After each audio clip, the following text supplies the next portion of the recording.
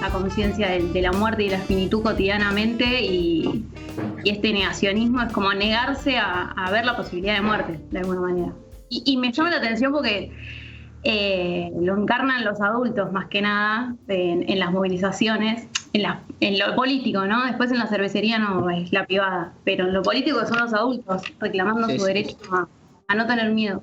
Sí, sí, tal cual. Es muy sí, yo tuve una discusión, no sé si se escucha, yo tuve una discusión con un amigo, con un compañero de la secundaria, y terminó la conversación cuando me dijo: mi privilegio es no tenerle miedo a la muerte. Y ahí fue como, bueno, está bien. Esa fue su frase de cabecera para cerrar la discusión. Sí. Eso bajó la cortina. Pero bueno, también este lugar es como para escapar un poco a la muerte, no para no tomar la responsabilidad necesaria, sino para, bueno, hablar de otros temas y olvidarnos un poquito de que estamos dentro de nuestras casas, porque hay un virus que ni ves y que te puede matar. O sea, es una locura. Así que bueno, ¿qué vamos a hablar hoy, Maren? ¿Qué nos...? Bueno, vamos a hablar de la semana del 16 de septiembre, que a lo largo de la historia argentina tiene...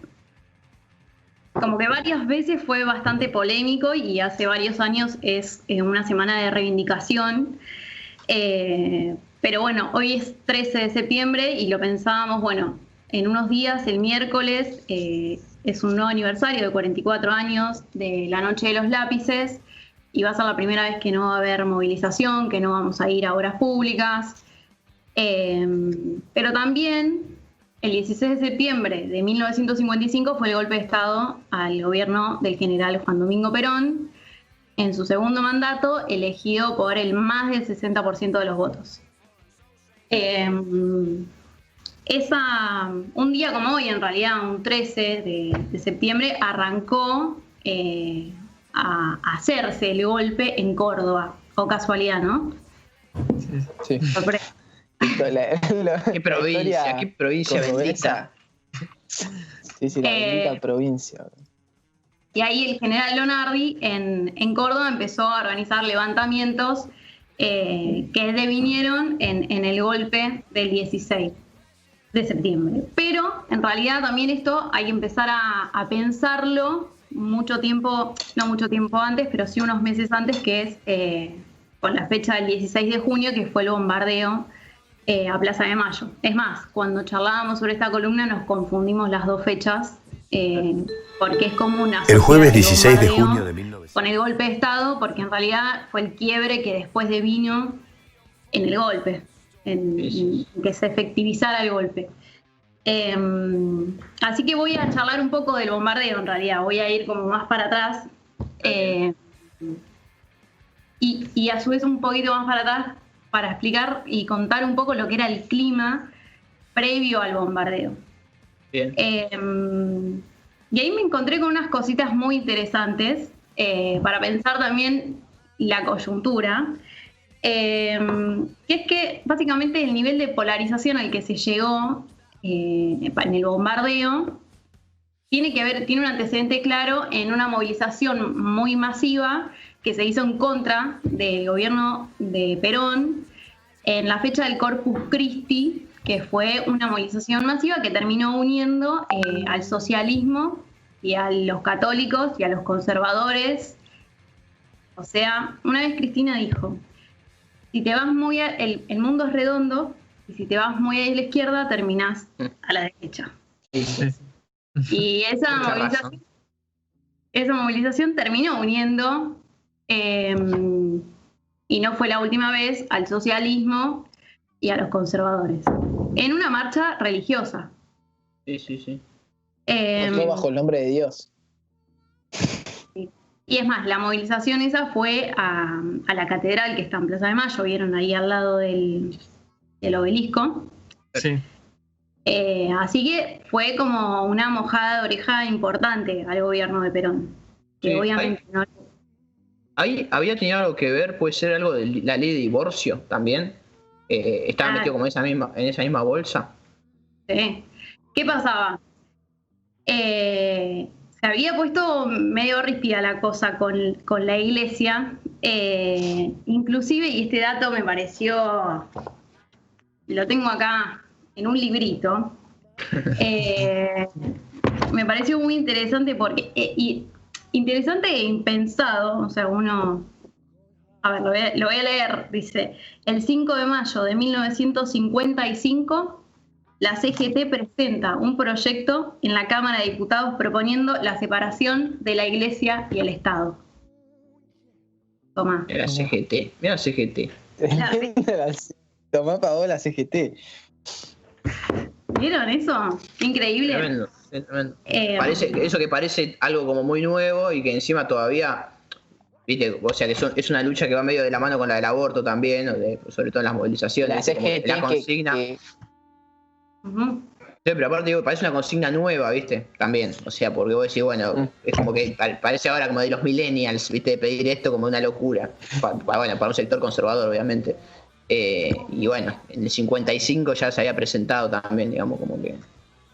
No, y el dato de color que lo haya presentado la CGT me parece... Sí. Sí, la Confederación de Trabajo, o sea, muy extraño.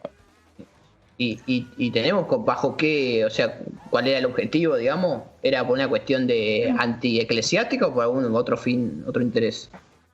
Bueno, en parte era esto, que venía una rigidez muy fuerte entre ambos sectores, entre la Iglesia y el gobierno de Perón, que también empezó como una escalada de tirar y aflojar, que en realidad cada vez menos aflojar y más tirar, y que en parte tenía que ver con la ley de divorcio, que en Argentina después se terminó recién legalizando con Alfonsín.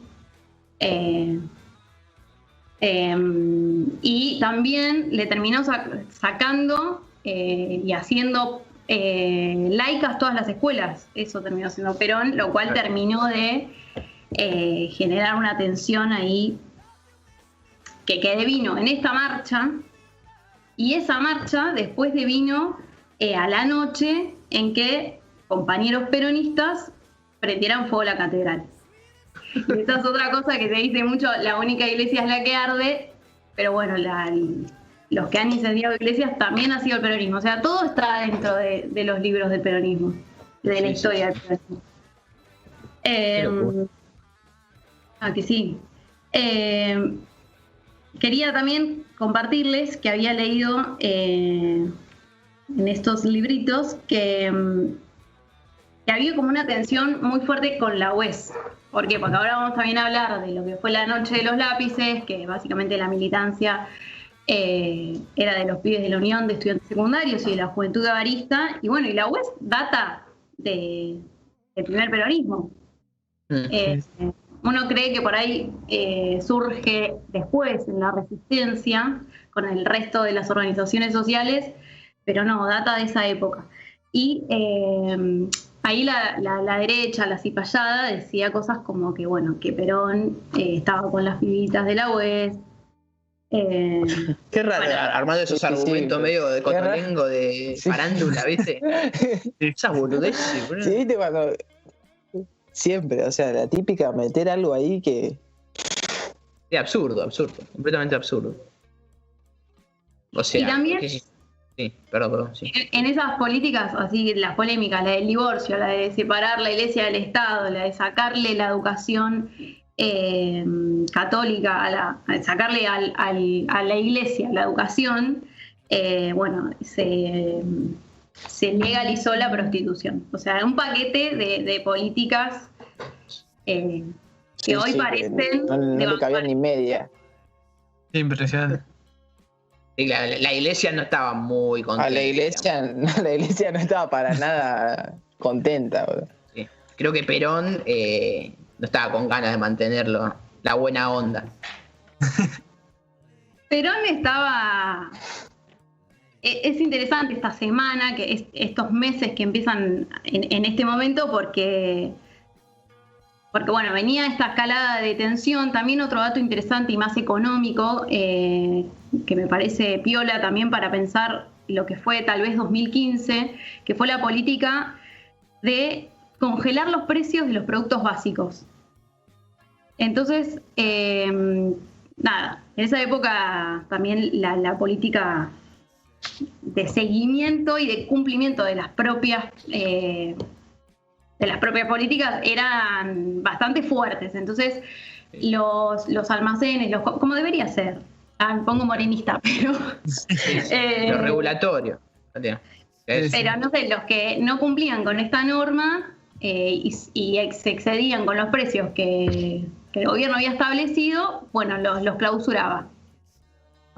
Iba la gorra y los clausuraba.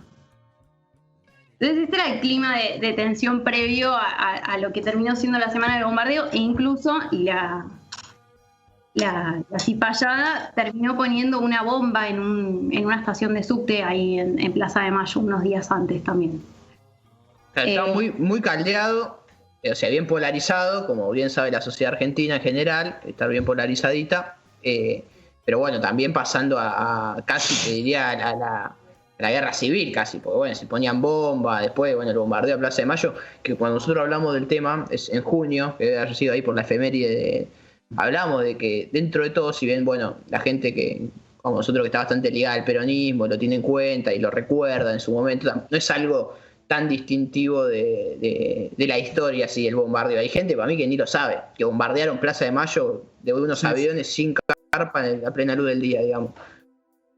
Y no, piensen si alguna vez se los explicaron esto en la escuela. Sí, ni me acuerdo. Es re loco porque como que tampoco es como algo que está como que busca, o sea, que está conmemorado, que viste con toda la cuestión de la memoria y eso, o sea, como es re heavy, o sea, es una secuencia, no es que fue un bombardeo a una plaza, o sea, de parte del ejército. De la Marina. Con 28 aviones sobre la Plaza de Mayo, que justo ese día también la idea era que se iba a hacer un homenaje, que la Marina tenía que hacer un homenaje al Libertador, y iban a tirar flores, supuestamente. Y esas flores se terminaron convirtiendo en unas buenas esas copas. flores explotaban. Mirá, vos no tenías ese dato. Mirá, boludo. En unas buenas bombas durante 4 horas en la plaza, y entonces había gente, civiles, argentinos, ciudadanos, que se habían acercado a la plaza para ver ese homenaje, y la terminaron ligando. Perón, en un discurso, unos días después, en agosto, dice que los caídos fueron 200 personas. Pero ese es un número que en realidad dicen que fue mucho más grande. Hablan de que fueron alrededor de 400 personas. Y nada, y había, por ejemplo, un colectivo de nene de primaria, con 40 pibitos de la primaria. En esa época estaba el tranvía, que lo hicieron mierda. Y bueno, y toda la gente que estaba en la plaza. Y después, aparte, como el bombardeo duró varias horas, empezó a caer la CGT, empezó a caer la gente. Hay imágenes de eso que son muy zarpadas, porque piénsenlo ahora, ¿no? Aún siendo militantes, con convicciones, la gente esa fue a la plaza sabiendo que estaban bombardeando. O sea, las imágenes se armaban. Después había tanques del ejército militar leales a Perón, y las columnas de los leales, de personas, de civiles leales a Perón, se encolumnaban atrás de los tanques que avanzaban sobre Plaza de Mayo. Eso. Sí, porque además es como eso, o sea, no es que estás yendo a la plaza y no es que, bueno, decís, bueno, vamos a la plaza porque, o sea, están tirando bombas, o sea, no es que vas a poder hacer mucho. O sea, hay un avión que está tirando bombas y vos vas ahí abajo a aguantar nomás, a mostrar que estás. Y yo creo que también al hecho de no haber tanta masificación de los medios, ¿viste? Andás a ver cuántas personas había cubriendo el lugar, o sea, había mucha gente que debía llegar ahí sin saber bien lo que pasaba, y bueno, se enteraba ahí. Le llegó una data, vos decís, y caía. No, yo creo que iban a bajar a Perón. Iban a luchar con el cuerpo así como estaban, para que no se consumara el golpe. Es más, después otros civiles que estaban siendo parte del operativo de Lonardi, por ejemplo, entraron a Radio Mitre, si no me equivoco, y lo dieron por muerto a Perón. Entonces, por radio se escuchaba que Perón ya había muerto. Y Perón estaba... Sí, perdón. No, perdón. No, dale. Quería preguntar si había impactado en la Casa Rosada, o sea, si había tenido impacto en la Casa Rosada. Sí. Es que ese era el objetivo, en realidad. Claro, sí, pero no sé si habían llegado a impactar cuánto, o sea, eso. Fueron 9,5 toneladas de bombas, que no tengo ni idea cuánto es eso, la verdad. Pero sí, le dieron... bombardearon Casa Rosada, la CGT, Obras Públicas, claro. Y la residencia presidencial, que en esa época no eran Olivos. Y sí, atacaron, y inclusive la oficina de Perón quedó destrozada, y llegaron a entrar a buscarlo ahí a la Casa Rosada, pero él estaba en el Ministerio de Guerra, que si ubican, está la Casa Rosada, el Cabildo, el CCK, y para el otro lado el Ministerio de Guerra, sobre Paseo Collende. Ahí estaba Perón en un subsuelo, y sobrevivió. Y bueno, y esa jornada, tuvo un saldo de más de 400 muertos. A la noche... Bueno, la noche eso, no sé, por ejemplo, cuenta la anécdota de mi familia que mi abuelo estaba ahí y estuvo después 3 días encerrado en el sótano de un barsucho por ahí, otro que también fue a bancar, y quedaron encerrados porque se imaginan los siguientes días una confusión. Sí. Nosotros el otro día una confusión viendo por la tele qué pasaba con los policías. No, no entendés nada. Es muy traumática la situación. Sí. Aparte, me imagino la relación que tenía Perón con la Marina no era la misma relación que tenía Perón con la Armada, ponele, ¿no? Viste, como que Perón, dentro de todo, siempre mantuvo cierto lazo con ciertos sectores de los militares. Capaz venían los militares por el aire, ¿viste? No sabés si son de los que están con vos, de los que te van a bombardear, o sea, es un quilombo tremendo. Aparte, bueno, nada, sí, tremendo, es impensado. Usted ponele un paréntesis que no va al caso, pero bueno, ya para tirar un debate parecido. Ponele, ¿ustedes creen que en este momento, con Cristina, por ejemplo, que también es un líder popular así, de la magnitud de Perón, creo, o sea, si no está ahí nomás, la gente saldría así a inmolarse por Cristina, ponele, si están bombardeando la Marina? No, yo creo que Cristina no lo permitiría de ninguna manera y que es un terreno muy peligroso meterse ahí. Por eso, pero digo, es como que cambia también la cabeza. En ese momento capaz la gente, viste, decía, bueno, o sea, si no está Perón, que no sea nada, o sea, me muero, o sea, me chupo un huevo. Sí, bueno, claro, pero olvídate, también gente que convivió con guerras mundiales, ¿entendés? Sí, es una generación. Sí. Y también eran personas que era la primera vez que eran reconocidas como sujetos políticos, claro, o sea, ¿y qué voy a dejar de ser un sujeto político de un sujeto de derechos de la noche a la mañana porque me bombardeaste? O sea, se ponían mucho en juego ahí. O sea, eran los primeros años de la democracia en Argentina. Era un gobierno que, como les decía al principio, fue votado por más del 63% de los votos por hombres y mujeres. Era mucho. Sí, como que había o sea, como que el paradigma era totalmente distinto y además había una ruptura de paradigmas con nivel político y social muy fuerte, o sea, era el reconocimiento a la clase trabajadora es como muy fuerte, boludo. Eso como, aparte, hoy en día como peso social, claro. Sí. Y hoy hay otro piso, digamos, de donde se parte. Hoy tenés otro piso. Es verdad eso, es verdad. Era como de tener una banda a no tener nada también. O sea, porque era mucho el riesgo que se corría. Hoy en día, sabés que hay ciertas cosas que es más difícil que te saquen, digamos, por más que venga un gobierno liberal, digamos, un gobierno de derecha, O sea, capaz te lo pueden sacar igual, creo que no está nada dicho, pero hay algunas cosas que decís, bueno, es más difícil, digamos. Sabés que va a salir mucha gente a la calle. Como bueno, con la reforma provisional, la de diciembre de 2018, ¿fue, no?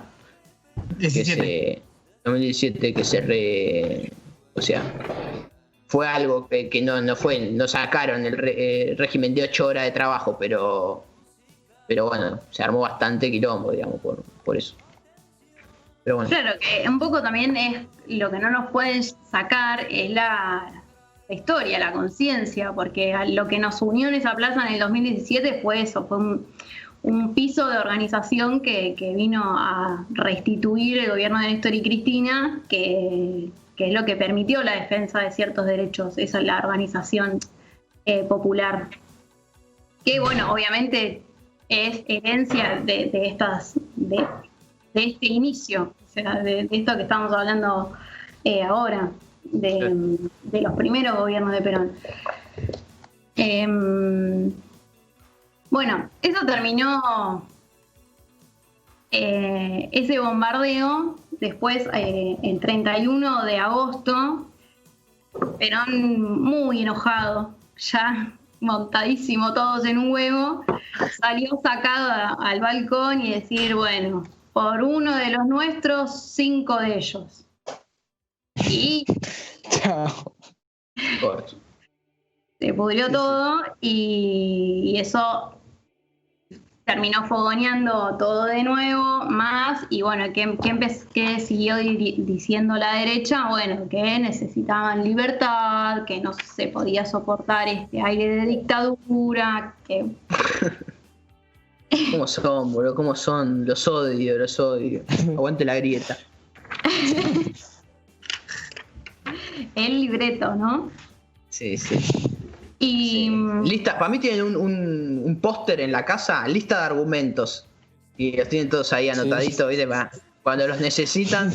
¿Puedes decir que hay 20 mandamientos como verdades peronistas? Así, tac. Sí, no, como verdades antiperonistas para mí. Claro, sí, pero viste, están las 20 del peronismo. No las tenía. El 20 del antiperonismo. Sí, seguro. Sí, si no están tácitas. Bien. Y bueno, y eso terminó después, de nuevo organizándose Lonardi, que ya venía encarando toda la oposición, y organiza esto en Córdoba, se empiezan a organizar en Córdoba y terminan un día como hoy, o sea, un 13, organizando todo para después el 16 avanzar, y lo que terminan haciendo es amenazan con explotar la refinería de acá de La Plata. No, picante, boludo. Entonces, bueno, entre otras cosas, bueno, Perón ahí habla de si se necesita mi renunciamiento para que se apacigüe la calma, para que se apacigüe todo y haya calma, no sé qué. No dice renuncio, habla del renunciamiento. Y ahí se envalentonan todos y sí, le van y le piden la renuncia. ¿Sabés qué? No quiero mentir, pero creo que hay crónicas de ese momento en La Plata, en Ensenada más que nada, de que dicen que no paró de llover hasta el día del golpe. Tipo, 2 semanas seguidas de lluvia fue. Dicen que es medio loco lo que pasó, el clima que se vivía en esa época. Mirá, no tenía ese dato. Sí, re loco. Bueno, La lluvia, hay todo como una liturgia mística ahí con la lluvia, como cuando murió Villa y cuando murió Néstor. Por algo los días peronistas aparte son de sol radiante, o sea. Esa abundancia, dicen la lluvia. Y bueno, y después, lamentablemente, Perón se termina renunciando y se termina yendo a Paraguay. Después eso deviene en varios movimientos por América Latina que después terminan en los 18 años de proscripción de él en Puerta de Hierro, en Madrid y toda la resistencia peronista. Que después algún día también podemos llegar a charlar. La vuelta. Vuelta. Y también es interesante, porque esos 18 años de resistencia, todos los peronistas que se quedaron acá resistiendo. Sí, diciendo que nosotros vamos a bancar. Y nosotros que creemos que nos bancamos 4 añitos de Macri somos, pero resistiendo con aguante. En realidad, viste, es una pavadita. 4 añitos de Macri, aparte con un colchón bueno ahí que dejó el kirchnerismo. No, lo loco de ese momento es quiénes eran los interlocutores de Perón. Porque en este momento como que la tenías un poco más clara, seguía estando Cristina en escena. 18 años, ¿a quién respondo, digamos, también? Sí. ¿A quién le crees también? Sí, un movimiento muy amplio, además. Vamos a sostener 18 años. Claro, heterogéneo amplio para sostener 18 años con un líder que está exiliado, ¿viste? O sea, sí. Complejísimo, mal. Y sin Skype.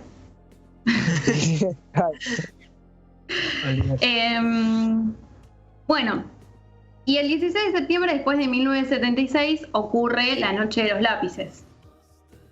Que bueno, que nosotros que somos platenses, nos toca como muy de cerca. Recién al principio hablaban de cuando fue como su primer acercamiento a la política. Y para mí, no sé si a todos les pasó, pero ese contacto con las movilizaciones de las Noches de los Lápices eran como una posibilidad para nosotros como secundarios de salir de la escuela, de contactar. Aparte a mí me pasaba mucho que para mí el nazi era una cosa medio Gossip Girl, y la posibilidad de salir de la escuela me gustaba muchísimo. Entonces siempre me gustó estar en el centro de estudiantes para ser delegada, para poder irme del aula a rosquear, todo eso que era como la posibilidad de seguir en el mundillo de la juventud, pero en otro plan. Sí. Era un grupo de pertenencia también, aparte del colegio, digamos, como extra. Estaba bueno. Total. Y fue la posibilidad de empezar a caminar también la calle o apropiarse de la calle de otra manera impensada que si no lo haces haciendo política, básicamente. Y la Noche de los Lápices era como... era esa posibilidad todos los años. Y en esa época, cuando yo empecé a ir, hoy les preguntaba en Instagram cuándo fue la primera vez que fueron a una marcha. Acá fue, como decía, 2010. Sí, me parece que sí. O sea, si no me dan más, segundo de secundaria me parece que fue la primera vez. Y me parece que era 2010. Yo la mía fue 2009, no lo puedo creer. Pero también otra de las cosas en esa época, que yo no sé cómo fue esa parte, porque yo era muy chiquita, pero seguramente hubo mucho tiempo donde esa marcha no se hizo. Y como que había un resurgir de esa movilización y de la UES en esa época, de reconstrucción de la UES, porque si se acuerdan, esa época las marchas estaban divididas en dos. Sí. Mi primera marcha me parece que fue con el... la Quest. La Quest. Me parece que mi primera marcha fue con la Quest. Rarísimo la Quest. Sí, boludo. No me acuerdo igual bien cómo era el enfrentamiento. No me acuerdo. Y era la liga más trosca, más de la izquierda. El enfrentamiento era no bancar a Cristina, básicamente. Entre otras cosas. Había desapareció en democracia, el kirchnerismo, ese mambo. Claro. Lo mismo que pasa con el 24, digamos. O sí. Parecía. Había una canción que a mí siempre me volaba en la cabeza, que decía, a ver, ¿quién dirige la batuta? ¿Los estudiantes? ¿O el gobierno hijo de puta? No, en realidad en esa época era hijo de puta, yuta puta. Sí. Así era como para bardear a todo el mundo. Muy anarco era la marcha. Era medio anarco, sí. Era muy anarco la marcha, sí. Y aparte para mí también algo muy que venía de los 90. También, ¿viste? Eso como que quedó varios años después. Como el gobierno, todos políticos, todos corruptos, todos chorros, ¿viste? Como... Era como un resurgir de la cuestión política, o sea, de la militancia sobre todo. Como del creer era en ese momento, como justo. Sí. Y el de bancar también, ¿no? Porque la diferencia entre una cosa y la otra era la capacidad de poder reivindicar y reconocer los aciertos políticos también del gobierno, ¿no? Que hoy vuelve a pasar un poco eso de que hay mucha gente que se empieza a encontrar con sus primeras contradicciones de haber votado un gobierno y de que por ahí no le gusta todo lo que ese gobierno hace y hay que vivir con las contradicciones. Sí. Porque claro, nos unió el espanto y bueno, y ahora hay que sostenerlo. Y eso me parece también muy interesante porque a lo largo de los años, desde que nosotros empezamos a ir a estas marchas, se armó un camino interesante bueno, primero de resurgir de la UES, de fortalecer la UES, que tenía que ver con un contexto político de fortalecer a la juventud, de entenderla como un sujeto político, entenderla como un sujeto social. Ahí se creó el instituto durante esos años de Néstor y de Cristina, el Instituto Nacional de Juventud. Tengo acá un chiche. ¿Se acuerdan las polémicas? Pecheras. Con eso te daban 5 lucas también, ¿no? El choripán. Yo de algo y un bonito. Las polémicas. Y en esta, bueno, y eso. Había como un acompañamiento, bueno, la ley del voto a los 16, la ley del voto del centro estudiantes, o sea, que tu compañera haya propuesto armar el centro estudiantes, ¿en qué colegio era? El Sagrado Corazón. El Sagrado Corazón. Tenía que ver con un aire, con unos vientos que... Con un contexto. Era del Partido Obrero ella, ¿de acuerdo?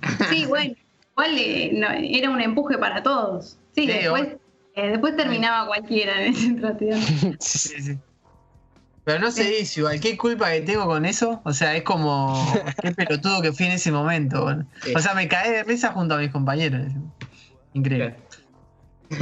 Y bueno, igual pasa eso, pasa. Y para mí igualmente, los espacios del centro de estudiantes, generalmente, obviamente que hay casos más excepcionales de gente que viene capaz de familia de mucha militancia y lo tiene muy como una convicción ya desde el vamos, digamos, y lo milita así. Pero mucha gente se empieza a involucrar en la política como algo de sentido de pertenencia, ¿entendés? Como, bueno, pertenecer a un grupo, de juntarte con los compañeros después de la escuela, te juntás y a partir de ahí te empezás a convencer de seguir cierta línea política. Como que es medio, o sea, yo lo plantearía, digamos, que está primero el sentido de pertenencia o la convicción. Primero sos parte de un grupo y a partir de ahí te convences y te empezás a formar parte de un grupo. Como que es medio que algo que va medio de la mano. O sea, no sé hasta qué punto les pibes del secundario se involucrarían si no formaran parte también de algo que los nuclea, digamos, y que los claro, dé una identidad, ¿entendés?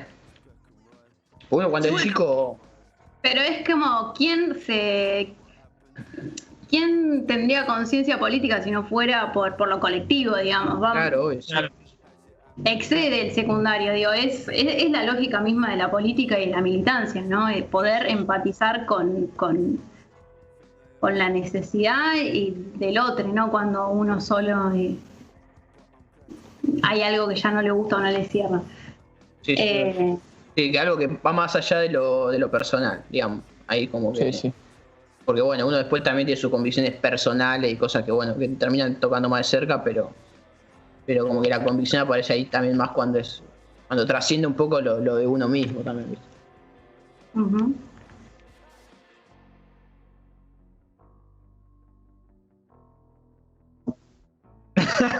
Ahí está. Mal. No. Sí, clavaste. Así que bueno, igualmente está bueno lo de esta semana que se viene ahora, que seguramente va a haber mucha movida por redes sociales y demás, porque a la gente que nos importa la política y nos interesa, nos da cierta para mí nostalgia también y nos rememora a los comienzos. O sea, sí, claro.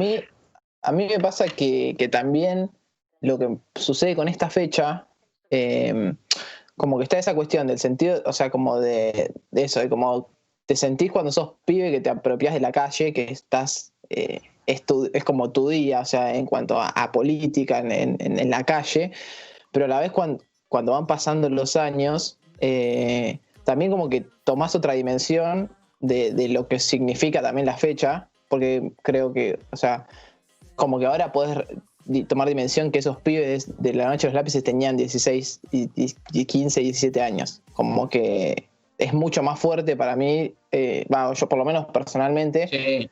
como que si bien tenés la conciencia de lo que sucedió a los 17, ahora con un trayecto un poquito más de vida, como que tomás dimensión de realmente lo que era esa fecha, y también por eso también es una fecha que junta a muchas generaciones en la calle. O sea, como es un cúmulo de generaciones de todas las edades, pero con los pibes siendo el centro, con las pibas. Sí. Sí, es un momento de identidad política muy fuerte para La Plata.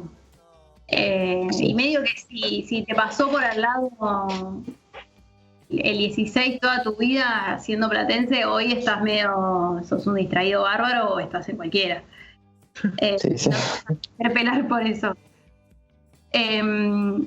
Y les decía que me parecía muy interesante de este recorrido de ese fortalecimiento de la UES, que bueno, en su momento incluso se turnaban, era un año va la UES a Obras Públicas y el otro año va la CUES y el otro iba a Plaza San Martín y se turnaban. Y después con el paso de estos años del final del gobierno de Cristina y bueno, después sobre todo con el macrismo que se aceleró, como un proceso de unidad de eso. También como que crecieron nuevas corrientes de agrupaciones estudiantiles y eso, pero que después se terminó como uniendo. Y la marcha del año pasado fue una sola. Y eso es un dato político muy importante, sobre todo en esto que les decía, que para muchos tal vez es la primera vez que se encuentran con las contradicciones políticas. Y es el desafío, ¿no? Creo que de este año y de los que siguen, poder sostener esa unidad. Porque sí, ya vemos lo frágil que puede llegar a ser. Sí. O sea, imagínense, Perón ganó con el 60 y pico de los votos y no alcanzó, o sea, para terminar el mandato, miramos América Latina y los gobiernos populares sufrieron golpes de Estado, tienen líderes proscriptos, la situación está como bastante compleja y significa, el tiempo exige que nosotros podamos sostener esa unidad que logramos construir, por ejemplo, acá en La Plata, las juventudes alrededor de la fecha del 16 de septiembre. Este es el primer año, entonces, que durante muchos años, posta que me respondía gente que fue a movilizaciones en 2007 por primera vez, otros en 2008, otros en 2016, hay de todo. Y esta es la primera vez que no va a haber movilización. Y entonces, bueno, hablamos con los compañeros con una compañía del SECON y con una compañía del CESBA. No sé si el operador está ahí.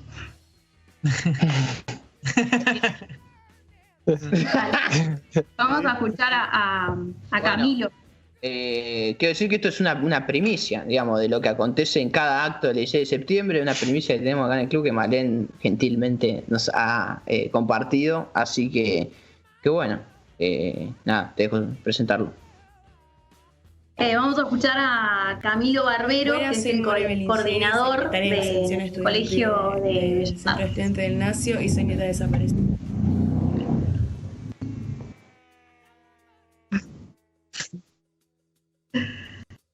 Hay dos. Uno que es un chabón, que se llama Camilo. Está en el grupo. Sí, es un video. Está en un archivo de Drive, ¿no? Está en un archivo de Drive. Sí, en Drive.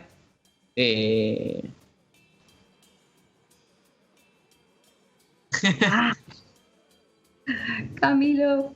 Camilo, ¿qué es? ¿Cómo? Camilo es el coordinador de lo que en nuestra época era el presidente de... ¿No tiene más ese nombre? Mirá, no sabía. No. Yo me decía Camilo que bueno, que esto cambió con Ana Cruza, que es la otra lista, y Camilo es de Malvinas. Malvinas Argentinas.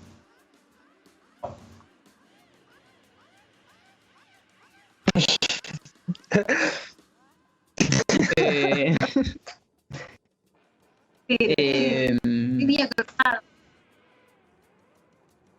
No pasa nada, Mauri. Hacen todo. Hemos perdido a Andy también. No, ahí quiero que vuelvo. No sé, Eitek, ¿me ven? Porque... Bueno, perfecto. Lo escuchamos a Camilo entonces. El 16 de septiembre es un día muy especial para cualquier militante secundario. Cualquiera te va a poder contar una anécdota, un recuerdo feliz de un 16. Es un día...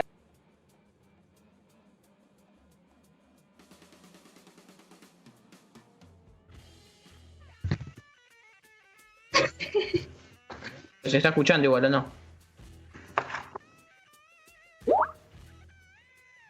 Ah, ¿está sucediendo?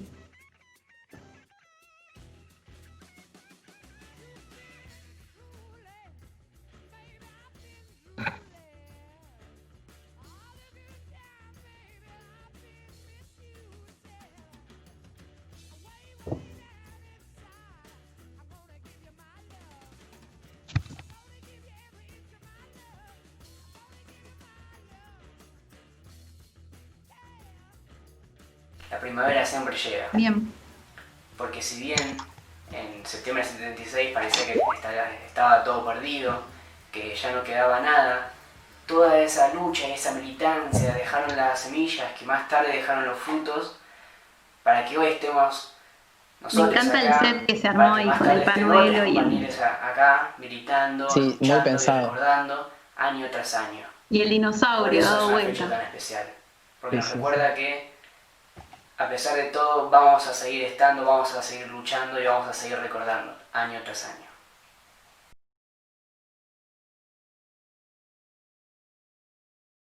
Bien, bien. Bueno, ahí escuchamos. Lo que vamos a hacer es compartirlo en las redes después, así no se pierde. Después lo vamos a estar compartiendo. No sé si mi cámara está en posición porque cambié de cámara sobre la marcha. Sí, estás.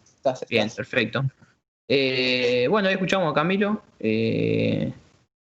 En realidad no lo escuchamos, pero lo escucharon ustedes. Así que bueno, ustedes sabrán lo que dijo bien. Pero bueno, nada, le agradecemos por la buena onda y por compartirnos su reflexión, que bueno, habla igual un poco, nosotros ya lo vimos antes y habla un poco ahí de lo que significa y posta para mí cuando estás en el secundario, igualmente después también, obvio, pero en el momento que estás en el secundario es como tu marcha, es la marcha del secundario, digamos, o sea, es la que te pega de cerca sí o sí, es tu día de movilización. Pues bueno, es muy... El 16 de septiembre es un No, que ese día también desde 2014 es el Día Nacional de la Juventud y estaba investigando y en realidad un proyecto de Néstor Kirchner en 2006 que no pasó senadores en esa época. Digo que volver a presentarlo en 2012 y recién se promulgó la ley en 2014. O sea, la resistencia para declarar esa fecha el Día de la Juventud. Nos encontramos para remediar lo sucedido en el año 76. Qué difícil es todo, es todo difícil. Ponen palo en la rueda hasta para cosas que son simbólicas también. O sea, que no le estás sacando recursos a toda multinacional, ¿viste? ¿Qué te molesta? Pasa que lo simbólico es lo que grupos de todo tipo de edades, desde los 13 años hasta los 50 incluso. Y bueno, también tenemos el testimonio de More, que tal como dijo Mise Moller en 2019 frente a Obras Públicas, el operador está ahí. La primavera siempre llega. Porque si bien en septiembre del 76 parecía que nosotros no lo vamos a escuchar todo perdido, que ya no quedaba nada, toda esa lucha y esa militancia dejaron las semillas que más tarde dejaron los frutos. Claro, eso. Para que hoy estemos... Tiene sufrimientos. Hoy podemos caminar las calles sabiendo que los represores, los responsables de la noche de los lápices están presos. Y eso no fue casualidad. Eso es la lucha de quienes nunca dejamos de bregar por la lucha de los derechos humanos y de un gobierno que decidió poner en su agenda el tema de la lucha de los derechos humanos, no en una cuestión declarativa, sino en hechos concretos. Celebrar esta unidad en esta marcha. Buenas, soy More Belinceri, secretaria de Extensión Estudiantil. Bien, la escuchamos a More, la pobre More. Y Soy Mitad Desaparecidos. Ahí está saliendo. Y militó hoy en Dietes. Bueno, ¿qué es el 16 para mí? El 16 es un ritual. Toca a nosotros levantar esas banderas y levantar la bandera para un país de iguales, un país más justo, un país más libre, un país en el que sea digno vivir, que al fin y al cabo era el país que ellos querían y es el país a donde vamos. Estoy un poco triste también porque es mi último 16 como secundaria y tener que pasarlo en mi casa, nada, es un garrón, pero entendemos todos que nos tenemos que quedar en casa. Se van a hacer un montón de actividades virtuales y hoy están todos invitados a... Bueno, More, que es, cuenta ahí en el video que es nieta de desaparecidos, ¿no? A gritar nunca más.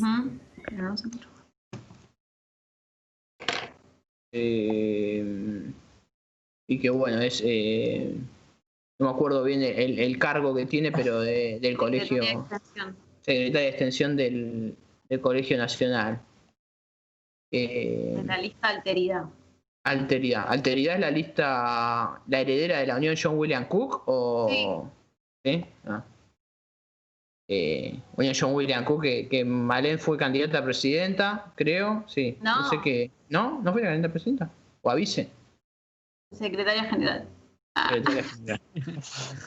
De la cual formé parte yo también en un cargo menor, vocal, de sexto, que encima Nick contaba porque era el que egresaba y se iba y no participaba.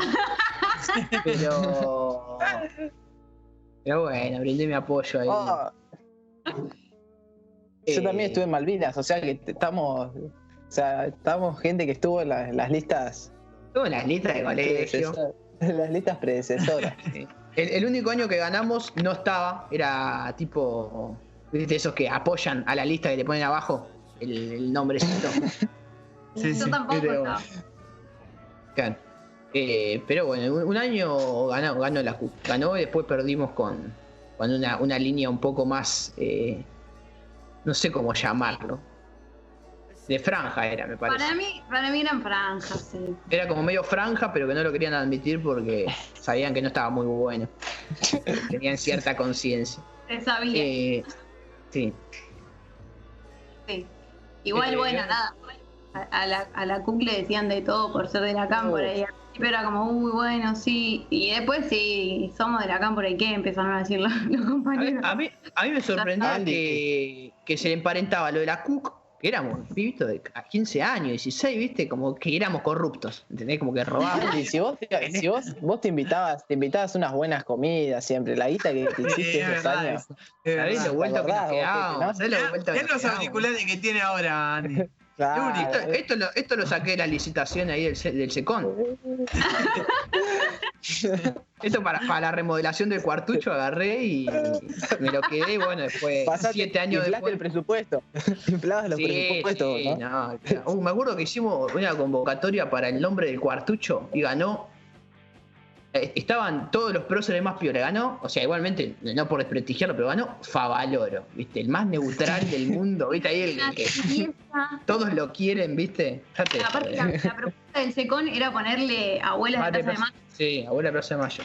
¿Viste? Abuela de Plaza de Mayo, buenísimo también. O sea, es.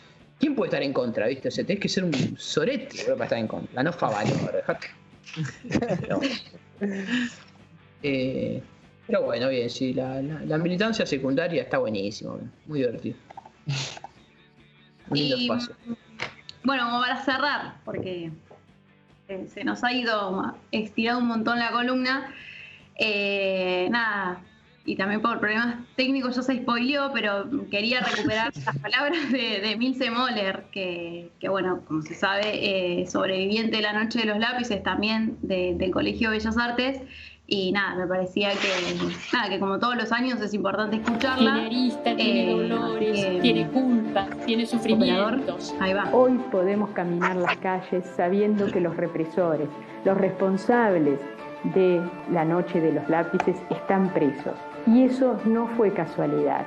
Eso es la lucha de quienes nunca dejamos de bregar por la lucha de los derechos humanos, y de un gobierno que decidió poner en su agenda el tema de la lucha de los derechos humanos, no en una cuestión declarativa, sino en hechos concretos. Celebrar esta unidad en esta marcha, celebrar que se antepusieron los objetivos importantes, pero ¿saben qué? La democracia se construye, la democracia se trabaja, se milita. La otra vez me preguntaban qué es militar, y yo les decía, militar es pensar en el otro, eso es, y no actuar solo cuando nos pasan las cosas individualmente. No tengamos que volver a ese pasado que se nos cuela todos los días en este presente, con actitudes autoritarias, con actitudes que nos cercenan los derechos individuales, con actitudes que nos llevan a más individualismo. Eso no lo queremos.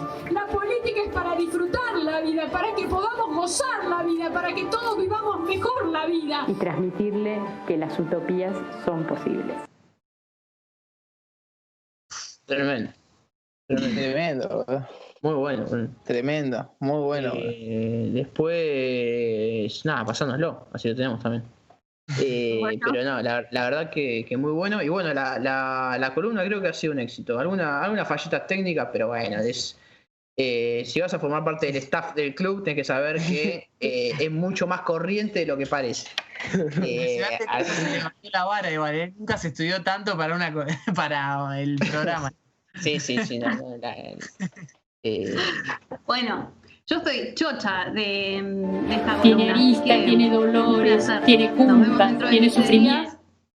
Y ya me dirán de qué tiene arista, tiene dolores, tiene culpa, tiene sufrimiento. Seguramente nos dirás vos querés charlar.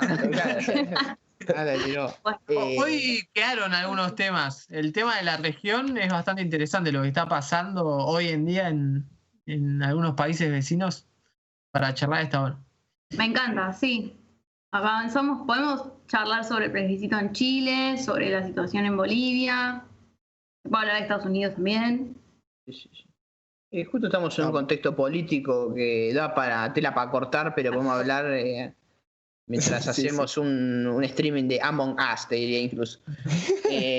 Así que bueno, nada, Mariana, te agradecemos mucho por haber estado y por haber compartido también, por haber conseguido el material que conseguiste del pibe del secundario. Y de la posta que... Bueno. La de Milce, tremendo. La de Milce también para cerrar, tremendo. Así que bueno. La política es para disfrutarla, es para gozar, ¿viste? Esa frase. Sí. Tremendo. Qué fortaleza. Tremendo. Sí. Y bueno, le decimos a la gente del chat que estuve pispeando ahí y que está como loca, palpitando un duelo incesante, que lo vamos a hacer el duelo. Yo creo que no le podemos dejar con eso.